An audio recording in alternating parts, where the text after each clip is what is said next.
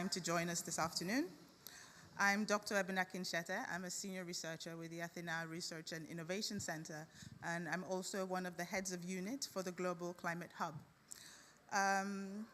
First, I'd like to start by apologizing sincerely on behalf of Professor Kunduri, who was meant to be moderating this session.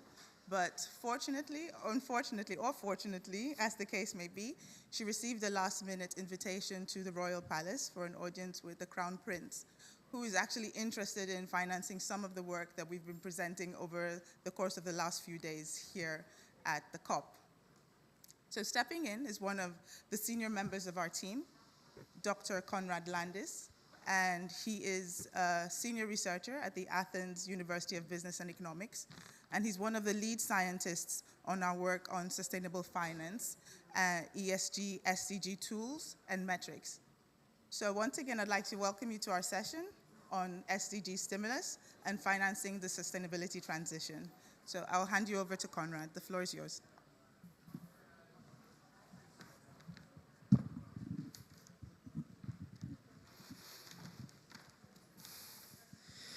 Good afternoon, everyone. So permit me to just say a few words for Global Climate Hub. So SDSN Global Climate Hub mission is to provide science-based recommendations for combating the climate crisis and preventing further deterioration. It will use extensively data, knowledge, and technologies provided by experts in various fields to implement country-specific action plans to be adopted and reinforced by society. So solution pathways in those plans will include elements such as existing and new technologies, circular economy, nature-based solutions, digitalization, innovation, commercialization, sustainable finance and adaptation investment schemes, and policy reforms.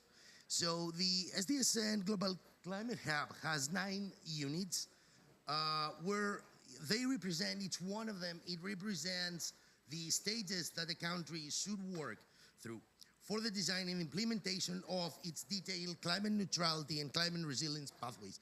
And in short, these units are climate data platform and digital applications, atmospheric physics and climatology, climate and energy systems modeling, climate land use, water, food, energy, biodiversity nexus modeling, climate and health, innovation acceleration for the climate neutrality and resilience, just transition, policies, finance, and labor market, transformative and participatory approaches unit, and finally education, training, upscaling, and risk. So today we will discuss financing the sustainability transition across the world, and indeed the transformation to sustainable societies and economies cannot be accelerated unless financing gaps in the implementation of the SDGs are identified, but also financing pathways, regional, local policies to support the transition should be identified and implemented. So our discussion today will be focusing on financing pathways, that is transformation, how to support transformation, which are needed for the joint implementation of the Agenda 2030 for sustainable development. That would include the identification of barriers to climate change, as well as development of solutions to overcome these barriers, new frameworks, mainstreaming the sustainable development goals at various scales, national, subnational, at the level of institutions, companies, and the financial sector. These transformations are needed actually to support and accelerate the transition. So I want first to welcome our keynote speaker and long-term collaborator of Professor Kunduri. I'm sure you don't need any other introduction. It's Jeffrey Sachs, professor in economics at the Columbia University and president of the United Nations Sustainable Development Solution Network. Professor Sachs, the floor is yours. Thank you very much. I'm glad we're having a discussion about finance, because the essence of the challenges that we are discussing all through COP28 are about how to pay for the things that we need to do, how to pay for the transformation of the energy system, how to pay for the protection of ecosystems, and how to do those things in a context of achieving broader sustainable development objectives. We have, I think it's lucky to say, a good framework globally agreed about what our objectives are. And the objectives, broadly speaking, are those that are contained in the 17 Sustainable Development Goals, the Climate Treaty, and the Treaty on Biodiversity, the Convention on Biological Diversity, and specifically for the, of course, the climate, it's the Paris Agreement framework, and for the Convention on Biological Diversity, it's the Kunming-Montreal Biodiversity Framework. So if you take the 17 Sustainable Development Goals and the Paris framework and the biodiversity framework, that's a complicated set of objectives. And the question is, how can a country or a region or the world as a whole achieve those objectives? And that requires both an analytical understanding of what it means to have universal health coverage, which is SDG 3, or what it means to, what it takes to have every child in school, SDG 4, or what it would mean to end hunger, SDG 2, what it would mean to protect marine ecosystems, SDG 14, and so forth. That's a lot of work, and each government is supposed to make such analysis, and the UN agencies, with respect to each of those objectives, is supposed to offer analytical tools, and we in academia are supposed to model such objectives and how they can be achieved and publish papers about them and come up with interesting numbers and so forth.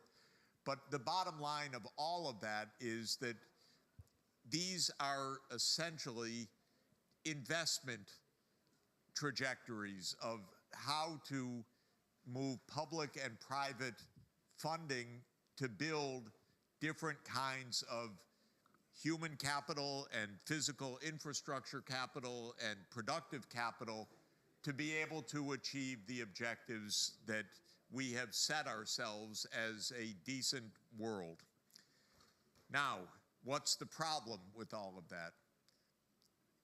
For a rich country, it's not a huge problem to achieve the Sustainable Development Goals other than the political and institutional organization to do so. A few countries are actually achieving all of the Sustainable Development Goals.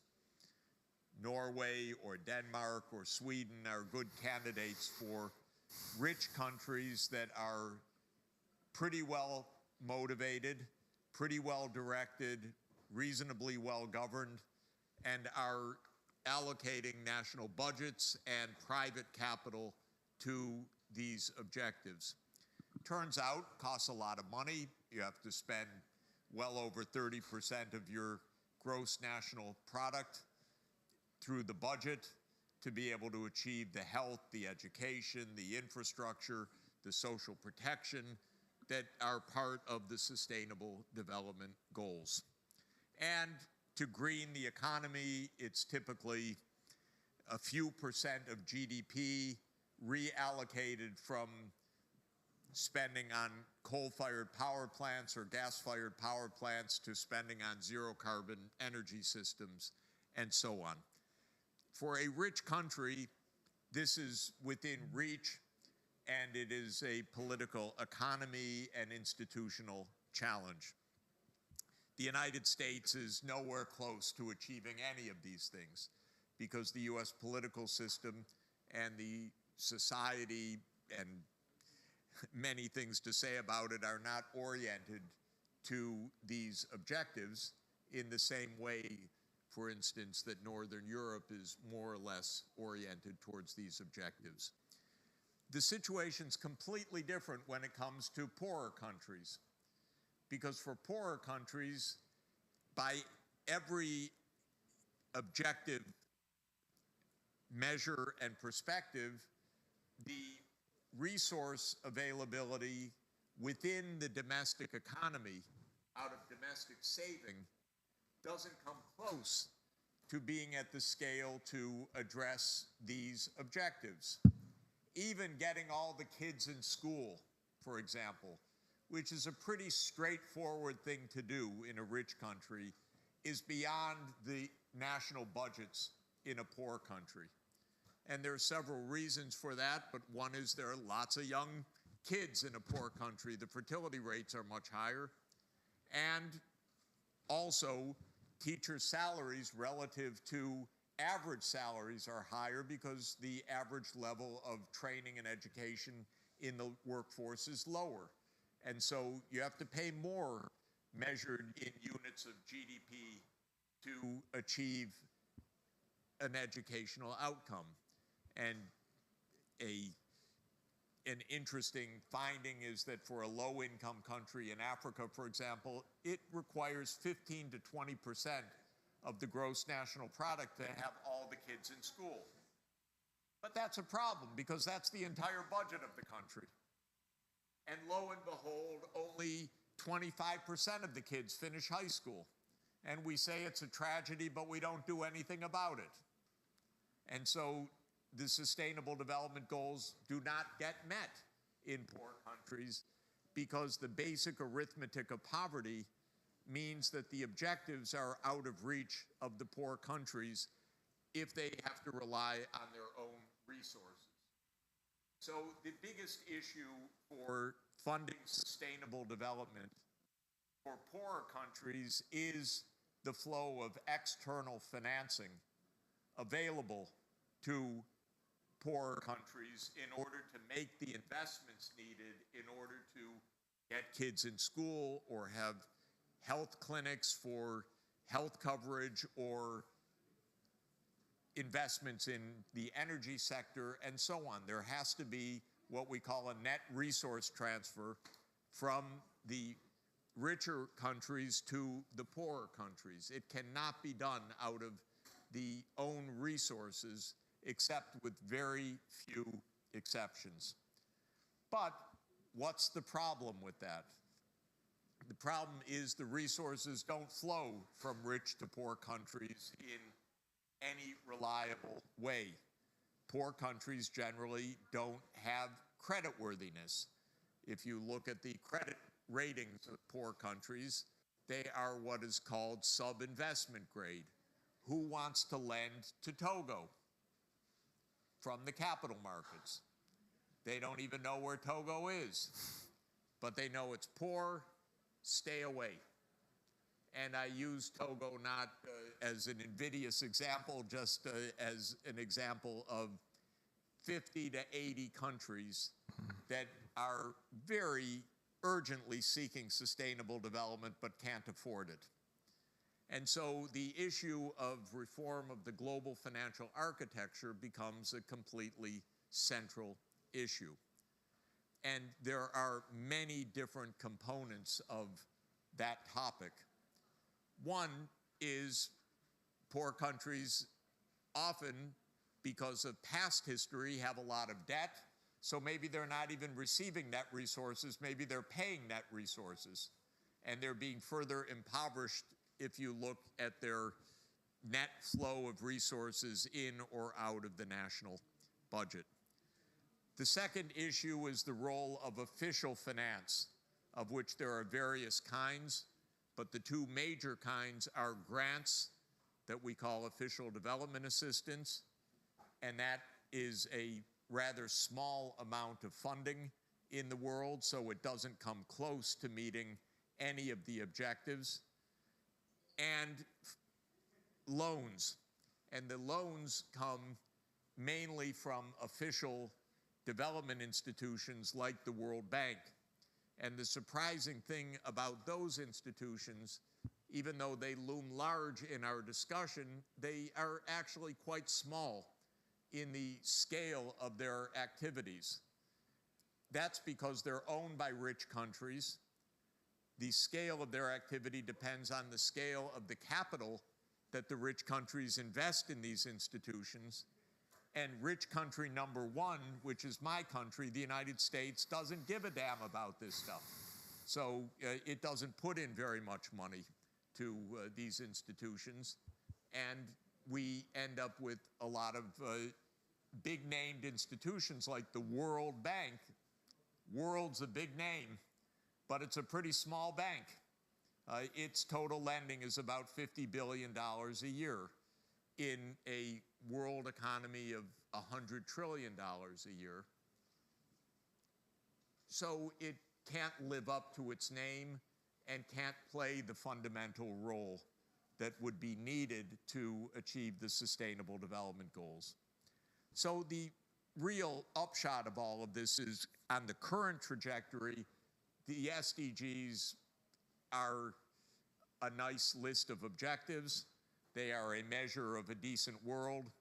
They are actually a rather well-designed list, I might add, but they will not be achieved at all by 2030 in the poor half of the world. And what to do about all of this? There are, again, it's a long story. I'd love to give a semester class to describe all the things I'd like to tell you about that story. But what I would say in short order is a consequent global system would think first about the scale of finance that's needed. It would identify the needs, and then it would identify the channels, both public and private, by which that scale of resources can flow. Now, here's one basic point that's a little bit surprising, and that is a poor country is actually a good investment bet if you wanted to invest over a period of 50 years. You'll get a quite high return if that poor country is able to obtain reliable, stable financing over a 50-year period. And that's because, given our technologies and our needs, and I'll stop in just 2 minutes not to run on, there's no reason for a country to be at $1,000 per capita income in our world, because it's not so hard to see how to get to $20,000 per capita income, a 20-fold increase, or even $40,000 per capita income. It takes a half a century, but it's a very high rate of return, on the order of 7 to 10% per year growth, and an internal rate of return on the order of about 15% compound return to economic development. So you think you should be able to fund it on the capital markets. And if the capital markets were to lend poor countries 40-year loans, we'd actually not even be having these discussions right now. The debt would rise to 300 or 400% of the GDP of these countries.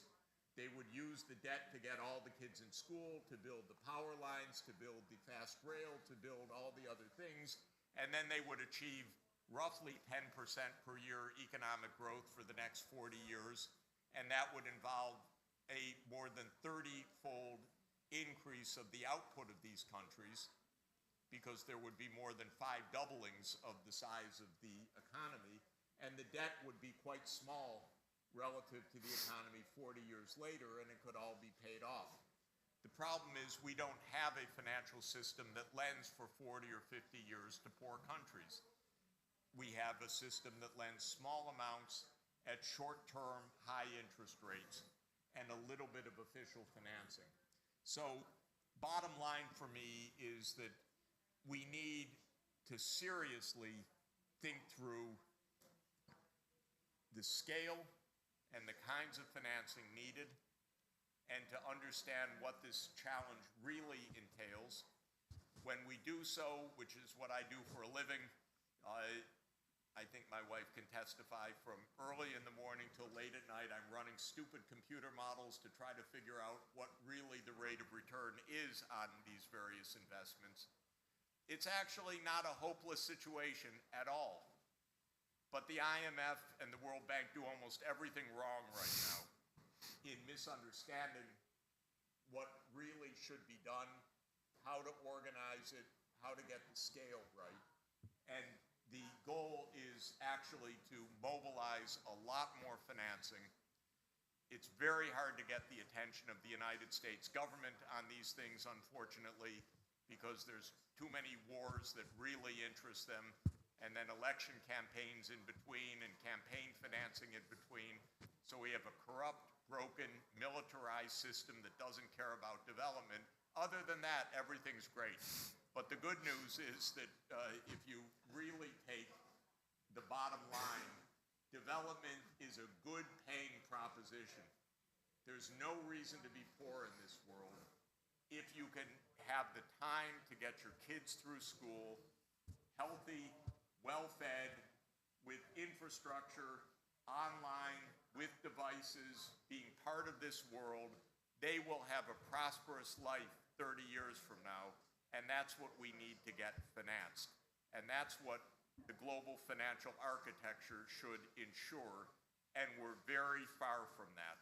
And just to add one final note, all global finance discussions at the official level are BS right now. And the reason is the rich countries don't like to talk about real numbers. So the United States government, with its $27 trillion economy, just put in $17 million into the losses and damages fund. And I calculated this morning, it's 9 minutes of Pentagon spending. So there you have it, what the real priorities of the world are. Thank you.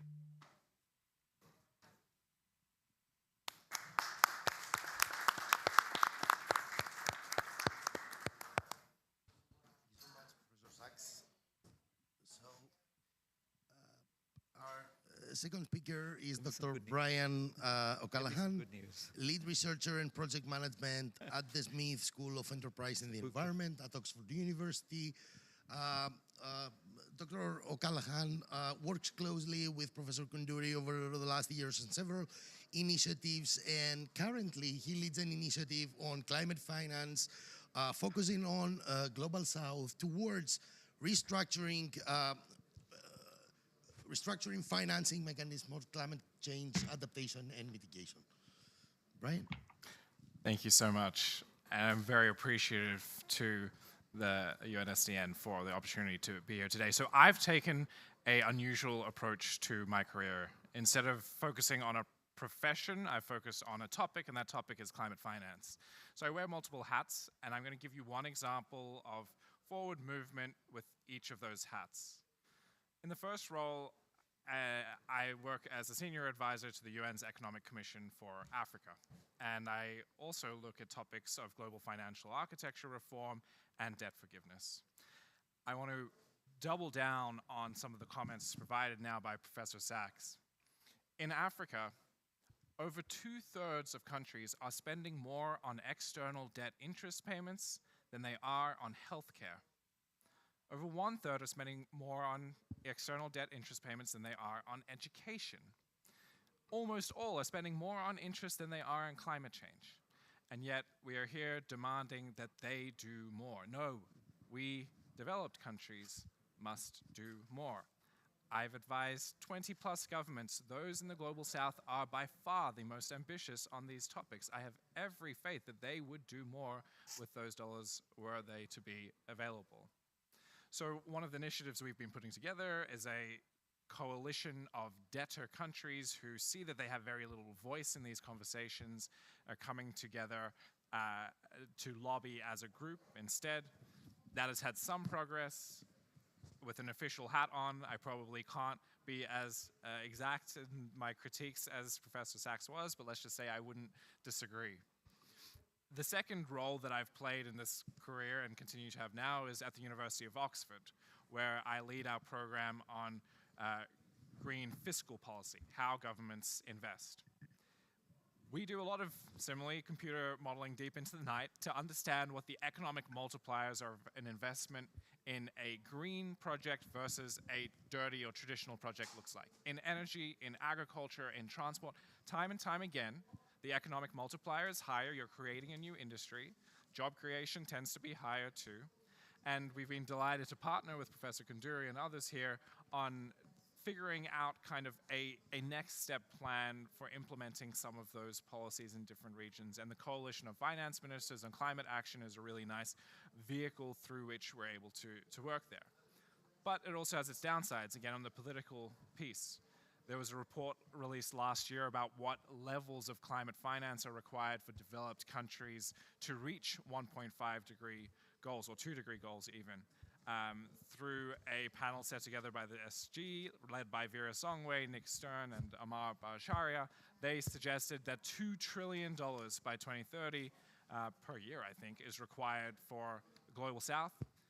Huge number. They suggested that $1 trillion could come from the developing countries themselves. I mean, again, for the reasons I just defined, completely ludicrous of an assertion. The additional $1 trillion that needs to come from developed countries, we've been engaged through the UNFCCC process on the new collective quantified goal on climate finance.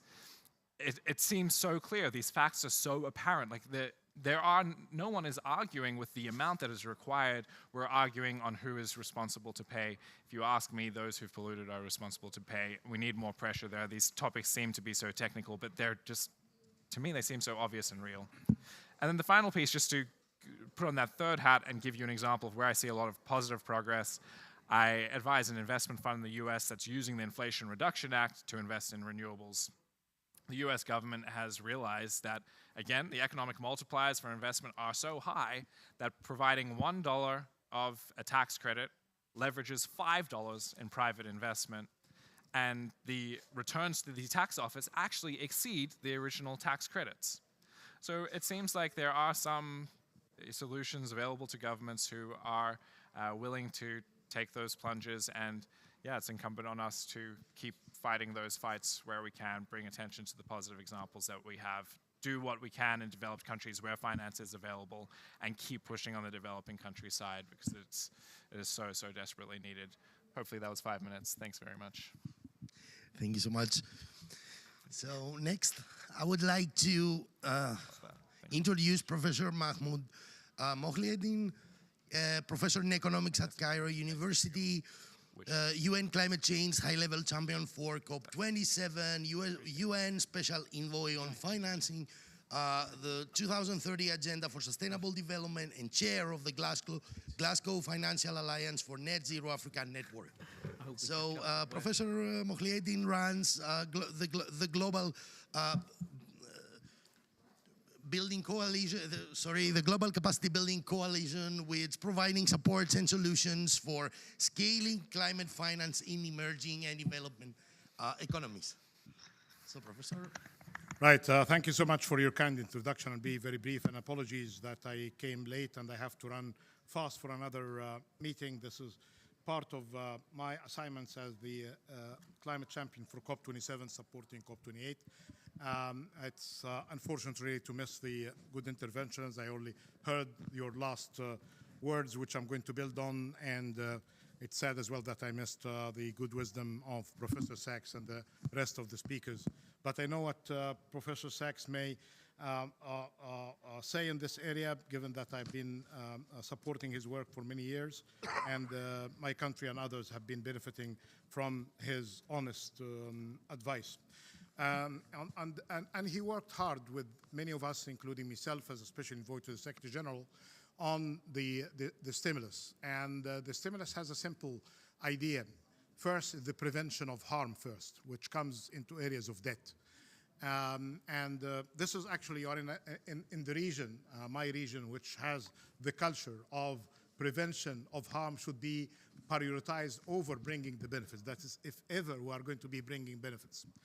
However, the issue on debt, I was just in meeting with ministers of finance. There is a coalition now for sustainable debt, and they are pushing for some solutions, including debt swaps. And you may have seen the announcement by the IMF managing director talking about a platform to go beyond the transactions of debt swaps into having a system to support debt swaps.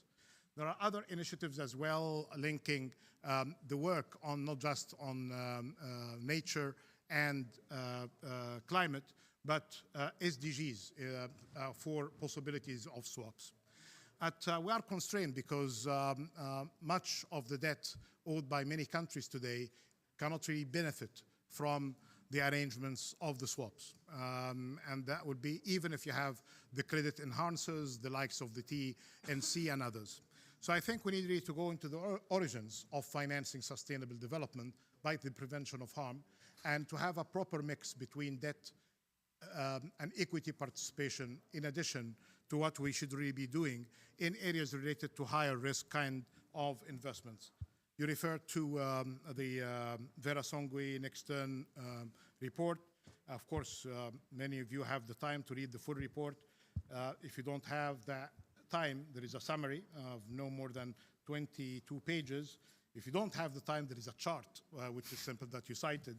And here, as I was telling, and we are very much support this work. It was COP27, COP26, and now COP27, COP28 doing it as supporter. But here, what's needed, reforms of the MDBs need to be immediate, and I bet that Professor Sachs may have referred to the need for capital increase of the MDBs. There are limits, even if you are following the suggestions of the CAF, the Capital Adequacy Framework.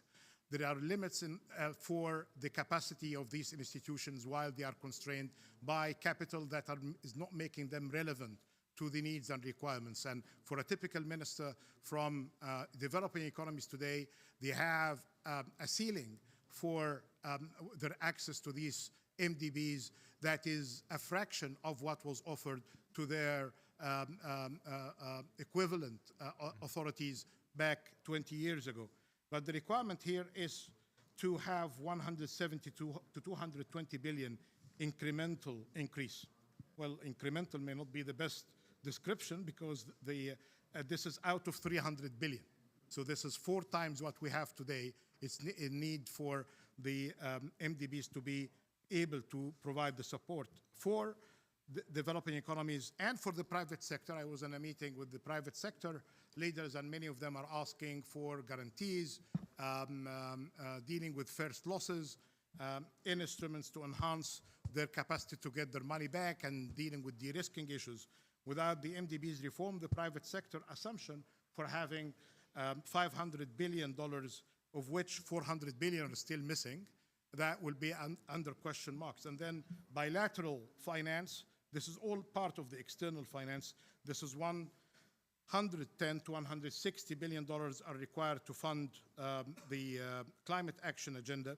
And here, the assumption that the MDB should be, again, resourceful, because many countries on bilateral support cannot do their work without having the comfort of being partners with the MDBs. So if we have a kind of a starting point, rather than just pushing the private sector to do what they may not do because they are always, and legitimately so, after profits, we need really to see the rest of the work that is under the hand or under the control of governments, especially those who are the major shareholders of these MDBs. And then the heavy lifting, if you are assuming that external finance will be available of 1 trillion, and that's only for climate action, which is, by the way, SDG action, no contradiction, and that is settled in this report, and the many good contributions by Professor Sachs and others. Domestic resource mobilization, 1.4 trillion is required to be mobilized. Good luck with that. Debt service is eating already parts of what the essential services are in education and health. So to ask ministers of finance to do better, they may be able to do that if they can really allocate more funds. Instead of subsidizing fossil fuel, they can really reallocate that to other alternatives. And then we need always to be prepared for the disruption to the system, including the impact of IRA. Great news to the US, don't get me wrong. And it's good to see the two parties agreeing on anything useful for their citizens, which is fantastic to see that happening. But that will have negative spillover impact on their competition, not just for developing economies. I met European investors considering moving to the US to enjoy the new industrial policy and the generous subsidy. So here we need to be careful whether these kind of green initiatives are drafted in a way that is taking care of negative spillovers. I will not speak about other disruptions because I'll have an opportunity to speak about that, especially the CBAM. So here, this stimulus is essential, and we have two good opportunities. One with the presidency of Brazil of the G20, and with the hosting of Brazil of COP30. And I would really encourage everyone, we don't need just to focus on 2030. Let's focus on the next 2 years, and that worked well. Everything that we pushed in Sharm el-Sheikh to be implemented in the next year, which is this year, we have seen the fruits of loss and damage, the work and the partnership that was announced in the $30 billion, the replenishment of the Green Climate Fund. But if you are going to be having far to reach targets, you may really lose the attention and the momentum going there. However, I had the pleasure of just addressing you to this, of these few comments, and an apology that I have to rush, but I owe you just to be present and commend the excellent work that you are doing. Thank you so much.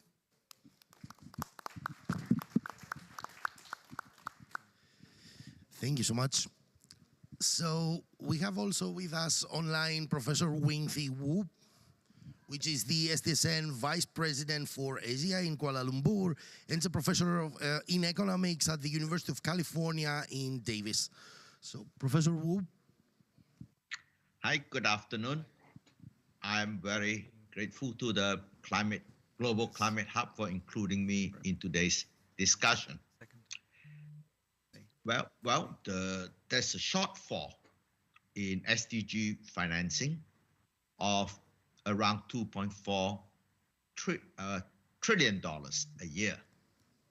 And to think that we are able to get the developed countries to start becoming more generous is to be going against all experience.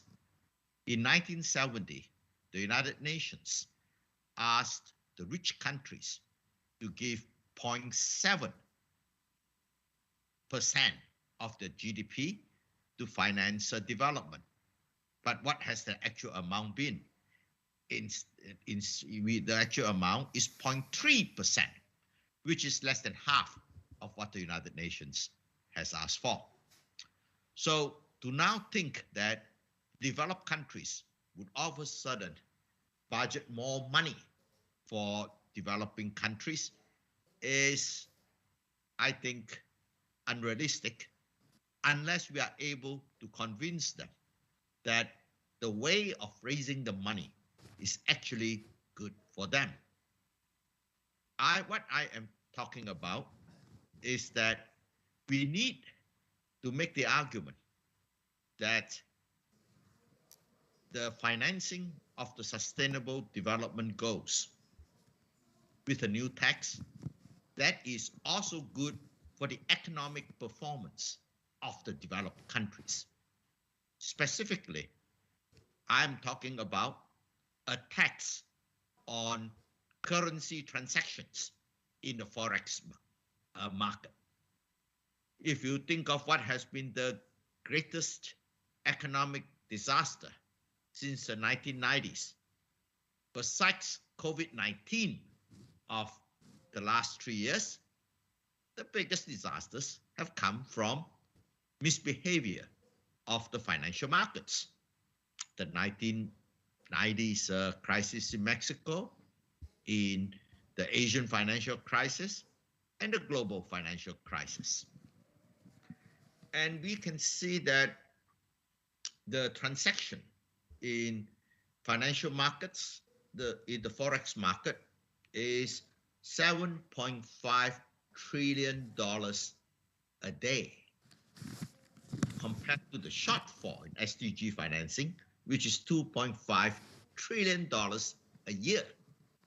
So if you look at the amount of foreign exchange market transactions, it is more than 180,000 trillion. And if we were to take, let us say that the elasticity is 10, that means that a 0.5% transaction tax would reduce the volume by 5%. And what that would do is it would raise a a revenue of $8.55 trillion, which is far more than the 2.5 that we talk about as the shortfall. And this tax on currency will certainly insulate countries from the financial contagion that has knocked us over since the 1990s. And if you think that 0.5, half a percentage point is too high, then to raise 2.5, all you need is 1/10 of 1%. And if you think of using that revenue to be the active ingredient in blended finance, for example, if we assume that if you use a blended finance vehicle, $1 of public money will mobilize $2 of private money, then we are talking about 1/30 of 1% in order to raise the amount that is needed. If you still think that 1/30 of 1% is too high a tax, then let me point out that excessive speculation exists not only in the currency markets, but also in stock markets in general. So if the OECD countries were to now put on a financial transaction tax in the stock market, we can now reduce the effective tax rate to 1/50 of 1%. And that would be more than be enough to finance the shortfall in SDG, in the SDG. It will also help to stabilize the global economies. How easy is it to collect such a tax? Of course, it is very easy, because all these transactions are already digitalized. So the transaction would, the ability to escape the tax is exceedingly small, and it costs almost nothing to collect the tax. So we have a very efficient Professor and equitable way Professor of Wu, collecting. please conclude in 1 I minute. will stop here. Thank you. To say that instead of saying we just need more money, let us come up with a solution saying that we need a good tax that will stabilize the global economy as well as solve the shortfall in SDG financing. Thank you. Thank you so much. So our next speaker is Mr. Dimitris Sakipis, Director of ESG, Sustainability and Climate Change Services at PwC Greece. Dimitris collaborates with Professor Koundouri on several capacity building programs and professional ESG projects, and also projects related to corporate sustainability reporting frameworks. So, Dimitri. Yes, thank you. Thank you very much for the introduction.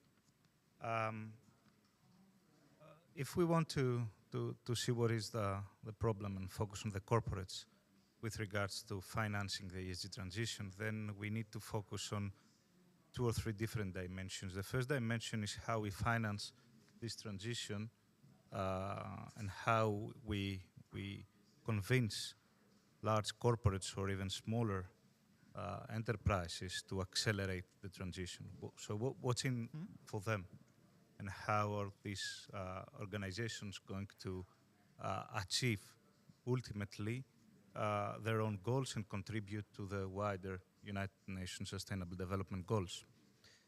The second dimension is the regulatory compliance. So now we see an increased pressure from regulators in order to impose this transition through various initiatives such as the Corporate Sustainability Reporting Directives or other regulatory initiatives that are currently in place.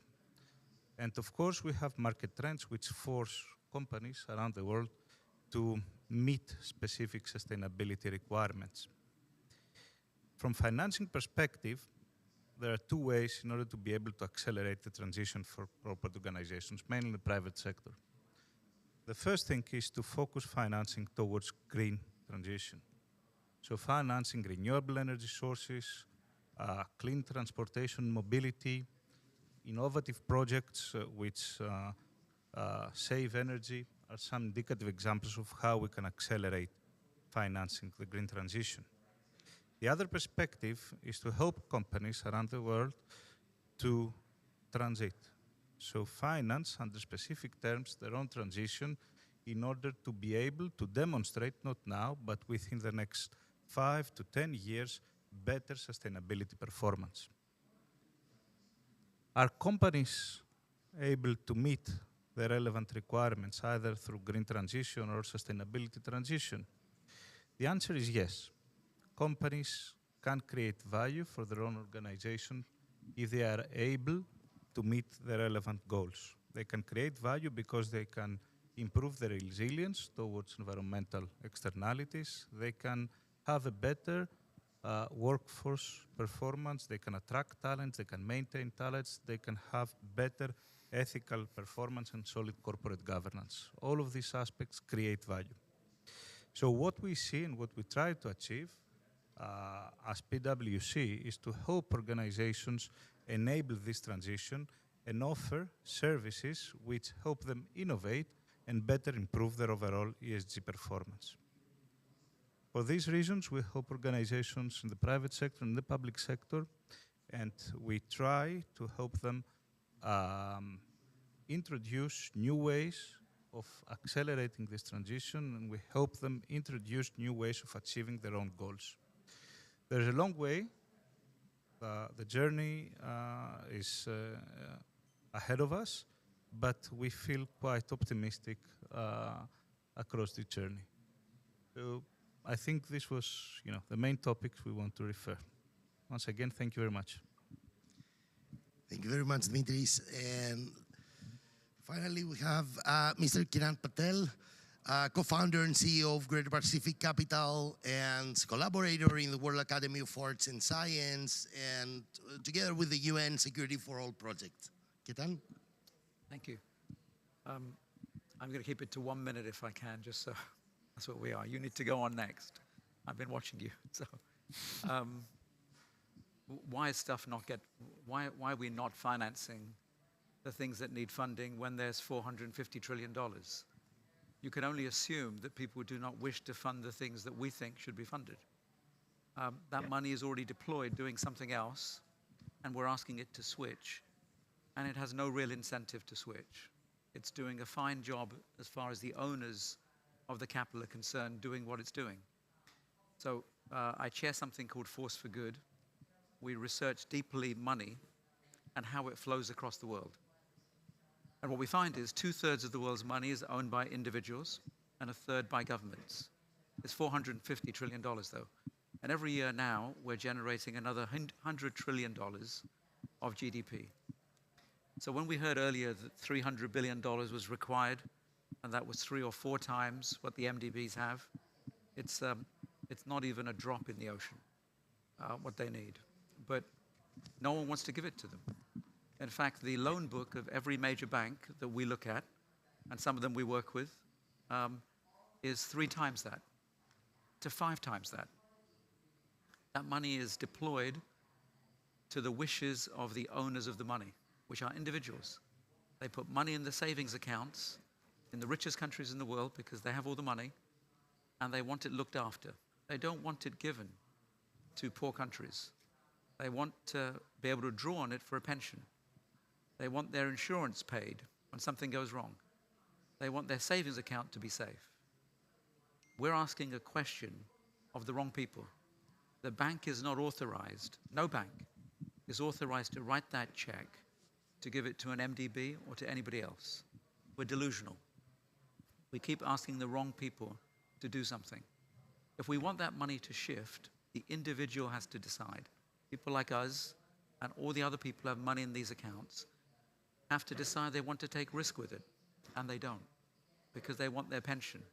They want their house safe, they want the mortgage paid, they want their children to go to school, And they recognize there are poor people who'd have none of that. But they can't stop that happening for their children and their families because somebody else hasn't got it.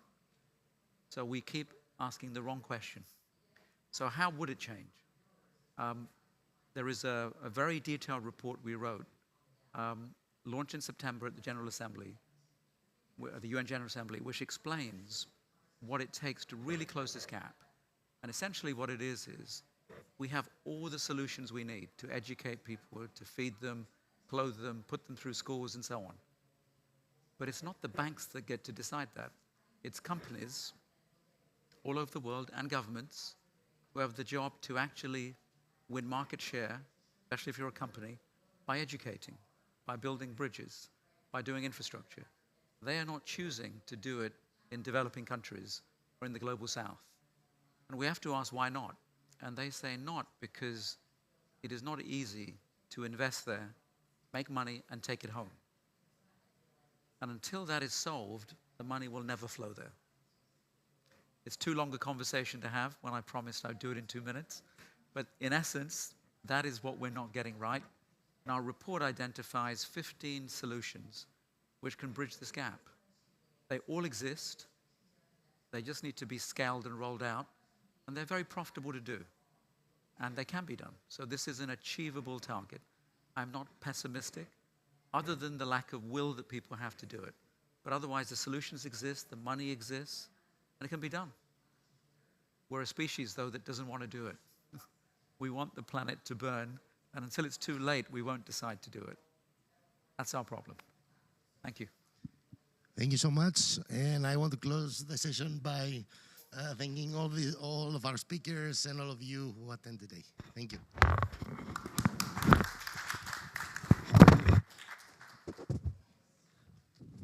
Thank you. We definitely need more time.